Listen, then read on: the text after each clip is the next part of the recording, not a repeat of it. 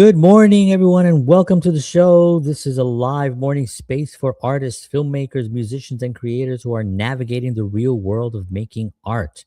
On this show, we talk about positivity, but not the fluffy kind. We talk about what actually stops artists from moving forward, the struggles we all face, and how to move through them with clarity and purpose. We'll also highlight good things happening in the industry, share ideas, suggestions, and practical advice, and most importantly, have honest conversations. This is a live show, so if you're here, feel free to ask questions or join in. This is a place to reset, get grounded, and start the day moving forward as an artist. And welcome in, everyone. I hope you're all doing well. It is Friday, January 30th. Can you believe it? We've made it through an entire month. Feels happens every year, right? Especially as you get older, it happens every year. It goes faster and faster, and you have to relish every single moment and try to accomplish those goals because time goes faster as you get older. I mean, it is January 30th, 2026. If you can imagine that, it's unbelievable. I can't believe it. But we are here, Nashville, Tennessee. Things have been getting better here. There's still people, believe it or not, without power. Schools are still out. Um, and Nashville was hit pretty hard with this ice and this storm. First time of its kind from some people that have been here for decades that they've never seen anything like this. So it's very, very, very unique. And but everyone is it's a lot of work. The mayor is getting a little flack now from some people that I've read, but he's doing the best he can. The teams here, they're working so hard to get everything going. So God bless them all, and thank you for the service they're doing. We had power back, thank God. Our heat is back, so we're able to stay warm. We had fires going for a while, and flashlights, and all that other jazz that you have to go through. But um, my respect for everyone out there. And speaking of respect, so we're respecting our those that came before us in the arts. I grew up in the South Bronx, as many, not many, but those that watch me regularly know that I grew up in the South Bronx during the rough years. And one of the things that I remember was how art affected me different than most people around me. I remember watching films that generally I would not, I would not be interested in um, if I had not had parents that were, or my mom, just interested in those kinds of things. So I was watching the musicals of the 40s, the Fred and Ginger and Gene Kelly and old westerns because my grandfather loved the western. So I would watch John Wayne films.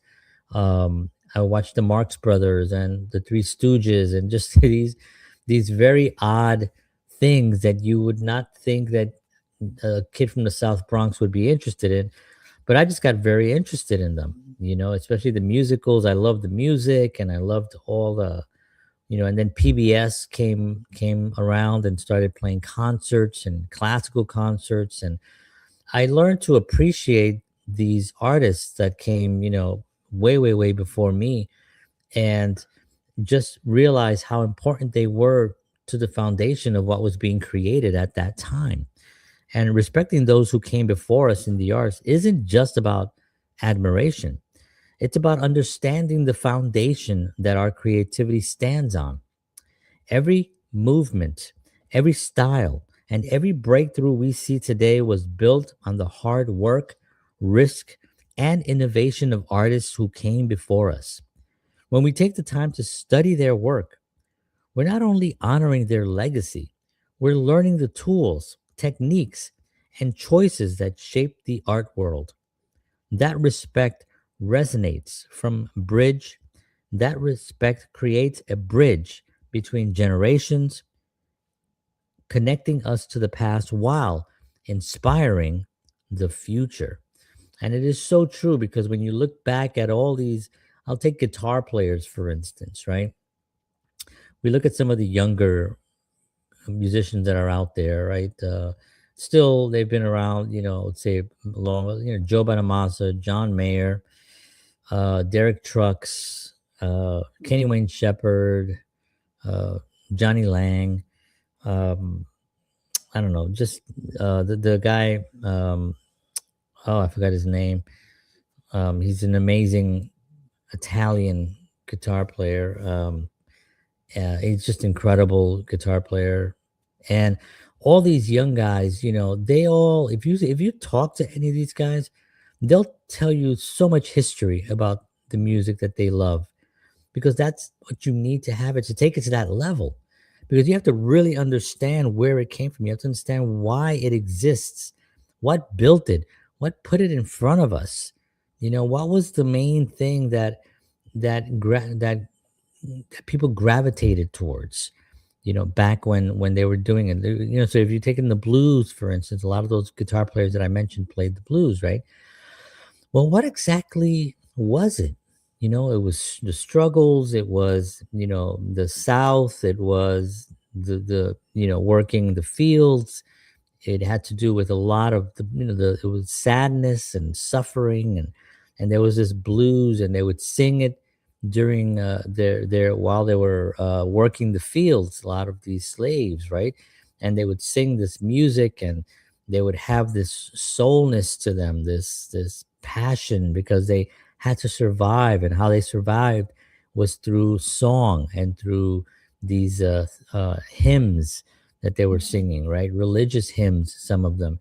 And that built into gospel music, right? And then that developed into another style, Aretha Franklin, and these that took it out and was rhythm and blues, and Billie Holiday and Ella Fitzgerald, and you had Louis Armstrong, and you had all these incredible artists. And then out of that, that was in the black community. It brought it into Frank Sinatra became very interested, and Perry Como. We can look at Elvis Presley. We can look at all these other artists that brought it to the masses. With the acceptable, right? They had it acceptable, but it was because those guys, like, Frank Sinatra loved Louis Armstrong. He knew he was something special. He had to bring him out and had to show him. Sammy Davis Jr., right? One of the greatest entertainer, if not the greatest entertainer ever. Funny, talented, can dance, can sing, can act, can do impressions. The guy did it all. Um, and Sinatra kind of had to bring him in, because I was just telling this to my wife the other day. A lot of these artists, these incredible artists like Louis Armstrong, they're people are lining around the corner to go see them. These white people are going around to go see them, and yet Louis Armstrong couldn't stay in the hotel they were staying in. Louis Armstrong had to go and stay at another hotel. And Frank Sinatra was the one that really fought for that and said, no way, we're not doing that. If you don't have him stay in our hotel, then you have no Frank Sinatra. And the place is like, well, yes, but sir, it's just not. Well, there it is. And it happened a few times with Sammy Davis Jr. Um, but it was the respect, you see, of those past artists that are doing something special, that are influencing these current artists, meaning like Elvis Presley. And Sinatra knew how important Elvis was, because Elvis also came from gospel, right? Remember, Elvis was a gospel singer. That's what he was originally. He was a gospel singer. As a matter of fact, Elvis only has 3 Grammys that he won in his entire life, and they were all for gospel music. All of it was for gospel. So Sinatra knew the importance of Elvis and what he was bringing to the table, and Elvis knew the importance of teaming up with Sinatra, because they were both huge stars, and Sinatra was a little older than Elvis. So he brought him on to his show, and he introduced him to the world and said, "This is a good boy, and we should respect this boy."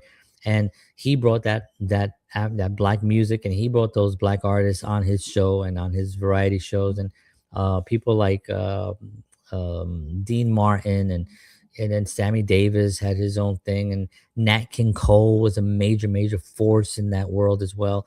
Ella Fitzgerald, a monster talent that really just when it came to vocal singing, I don't know if there's anyone better than Ella Fitzgerald.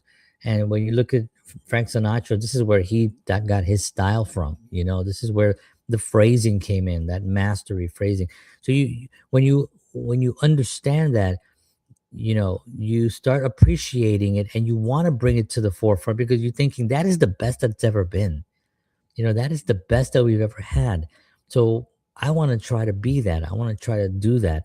And then that respect gets it to the next generation and then the next generation.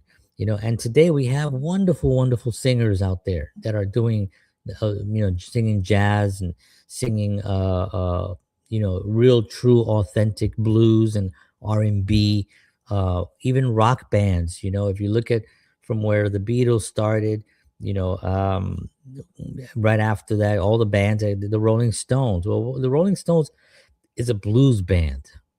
They're a blues band.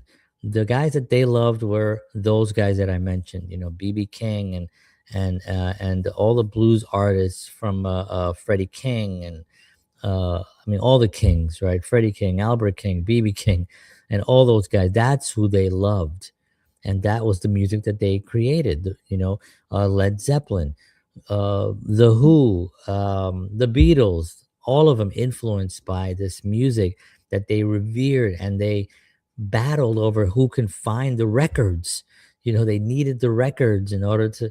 So they would, who you have this record? Oh, I got that. I got Muddy Waters. You got, Redbone. You got, what do you have? All these incredible, and they would get together and they would share these records. That's how Keith Richards and Mick Jagger met.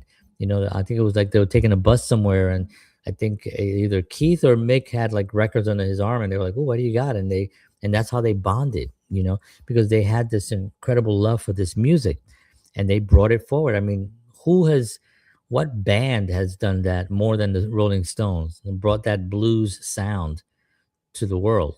Probably no other band has ever been. I mean, they've been around for over 60 years. I think they're going on tour this year. If you can imagine, they're all in their 80s and still making it happen. So studying the artists who came before us, gives us context.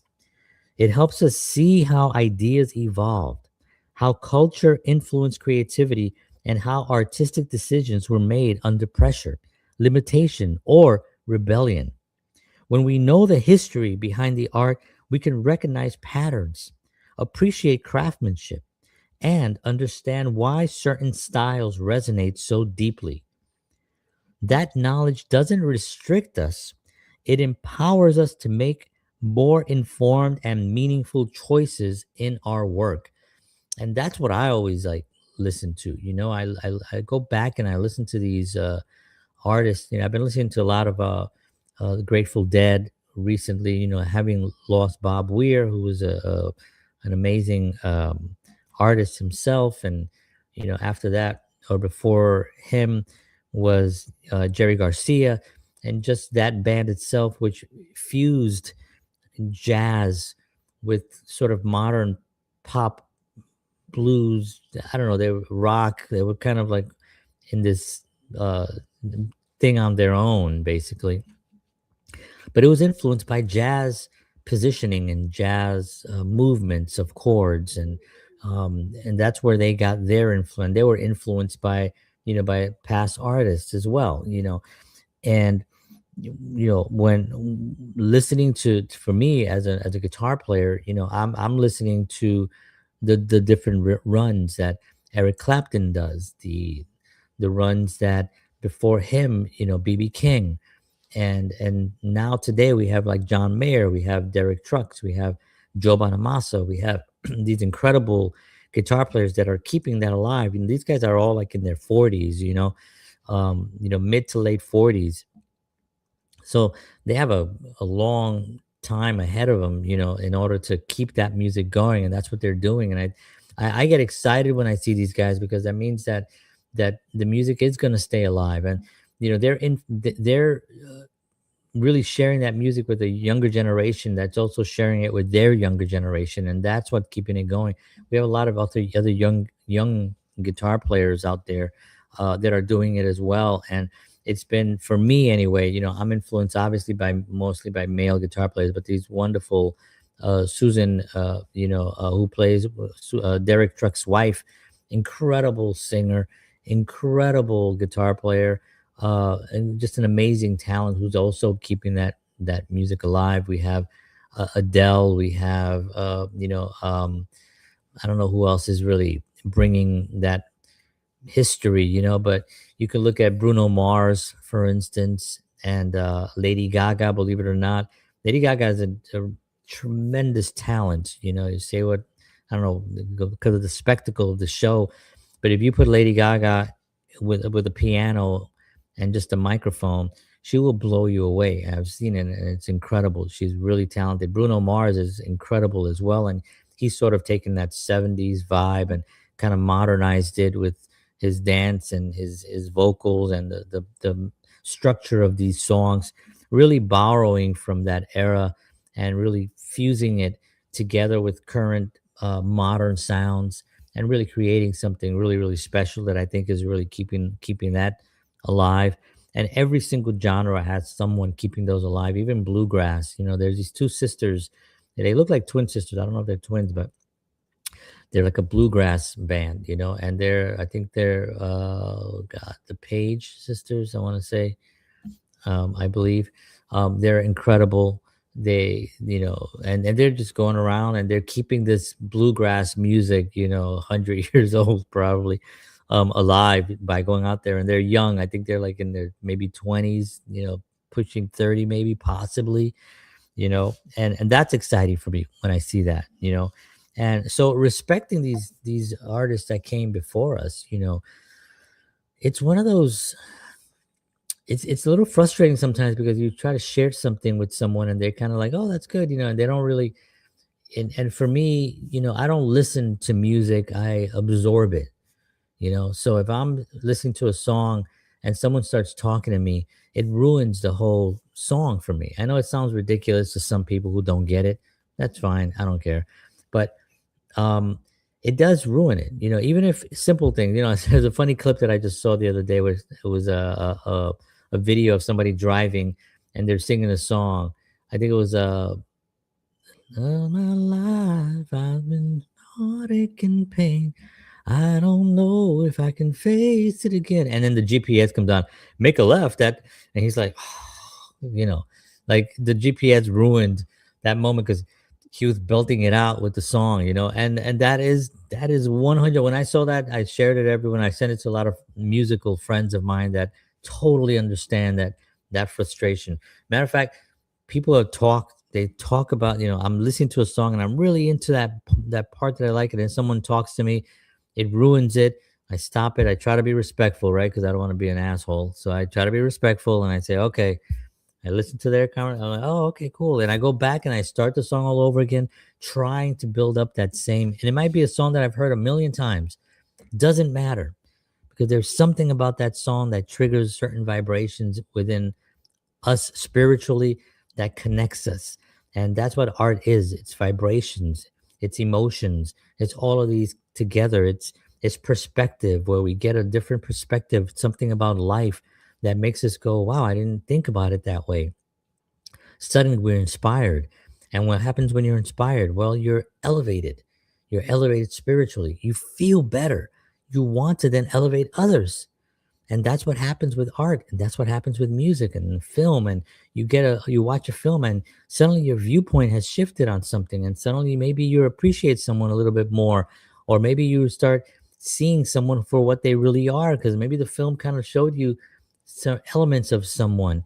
And that is exciting, and that is something that, when we're listening to artists that have been around for 50, 60, 100 years, is incredibly important. So one of the things that I do is we homeschool our daughter, and so I do all the music part of it, and I'm teaching her music history. So far she's had to watch video documentaries and write reports on Louis Armstrong, Ella Fitzgerald, Duke Ellington. Who we're doing now is I can't remember who we're doing right now, but that's part of the thrill for me having children, that I can bring this and I can share this with her, And right now we're doing Ella Fitzgerald and Billie Holiday. Oh, we did Robert Johnson last week. And Robert Johnson, his story is very unique. It's very interesting, but now she's getting this knowledge, and it doesn't mean that she's going to be a historian on any of these, but she has the information now. Now she can go out, and if somebody says Ella Fitzgerald, she's going to know who that is.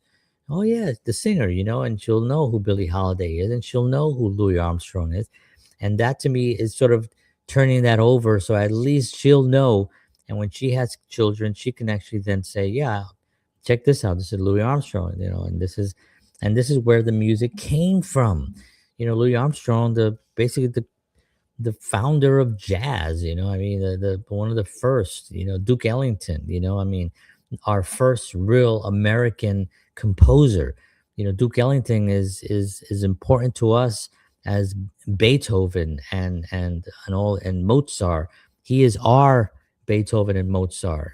Duke Ellington, and that's an important thing for us to understand and to really to that, so it resonates through us, and we understand that we do have culture, we do have history, we do have a tremendous vault, a vault of incredible talent that's elevated us as a culture, and it's important for us to know that. But respect isn't just about having that knowledge; it's about responsibility. When we understand what came before us, we're better equipped to push the boundaries without losing the essence of what makes art powerful. We can innovate while staying rooted in tradition that shaped us, and we can honor the artists who paved the way by continuing their legacy with integrity. In the end, respecting the past isn't about copying, it's about building something new from the foundation that they gave us. And the foundation that we've been given is made of the hardest stone that the universe could ever have. It is solid. We have such tremendous, and I'm not just talking about America, I'm talking about the world. Tremendous artists all over the world that have paved the way and have given us a solid foundation for us to build on. Unfortunately, technology and pushing narratives and music that really is doesn't have the feel, the love, the integrity, built on something new that is not really built on anything past digital music, AI music, no soul in any of those things. Digital create. I'm talking about real humans playing instruments, singing using their real voice without auto tune to death. Um, this is what I'm talking about. You have a guy with a guitar. Bruce Springsteen picks up the guitar and plays. Singers. I've met some great singers here. In Nashville, they pick up a guitar and and you look and you're like, wow, one guitar, one person, and you're blown away. That right there is what I'm talking about. I'm not talking about the current things, the TikTok stars, right? We don't have any more bands. Bands used to be a popular thing. If you look at the top 40 right now, there's no bands in the top 40. When they used to be, the percentage was almost all bands, very few single artists. Now there's just single artists. Some of them are not even real humans. Spotify has fake artists, has AI artists that people listen to. Why? Because people haven't been educated. Remember, art education has been cut for the last 50 years, almost every year. So there's specific programs that you can go to, but you as a parent, you have to be interested enough to want to get your children involved. See, my grandparents were not musicians, but they loved music. And so when I was 9 years old, my grandfather bought me my first guitar. And because he loved music so much, he thought maybe he'll pass along that. Some of my uncles all played guitar, and I was influenced by them tremendously. And I was just listening to a lot of old standard Latin guitar players. That's what influenced me. But it was amazing when I got older and I heard other things like Santana, Eric Clapton, Stevie Ray Vaughan, you know, BB King. BB King at the Regal was a live record that I played.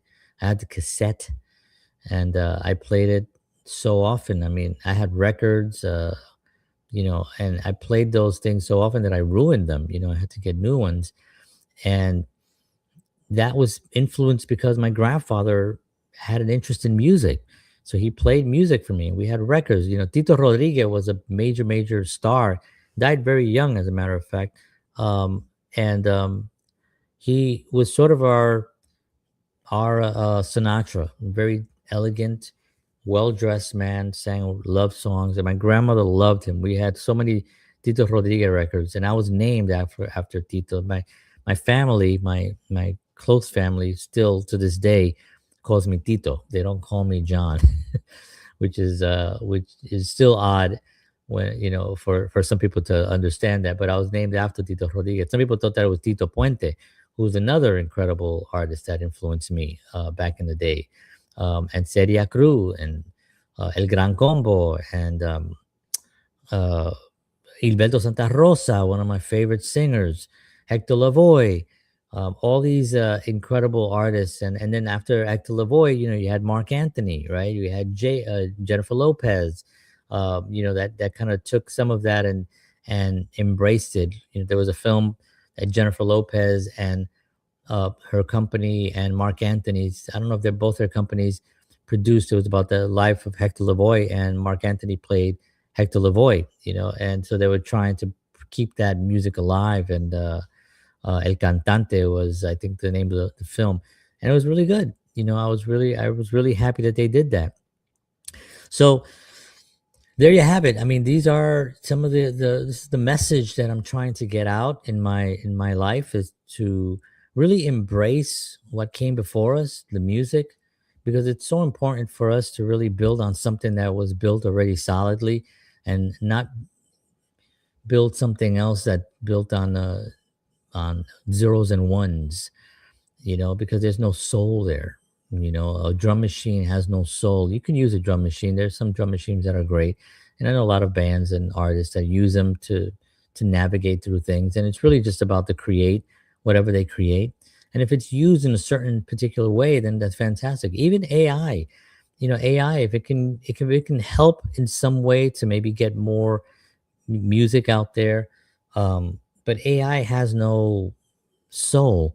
So anything that it creates is creating off of something that it just learned from the algorithms and the zeros and ones that are already built into the system. So they're just pulling from that.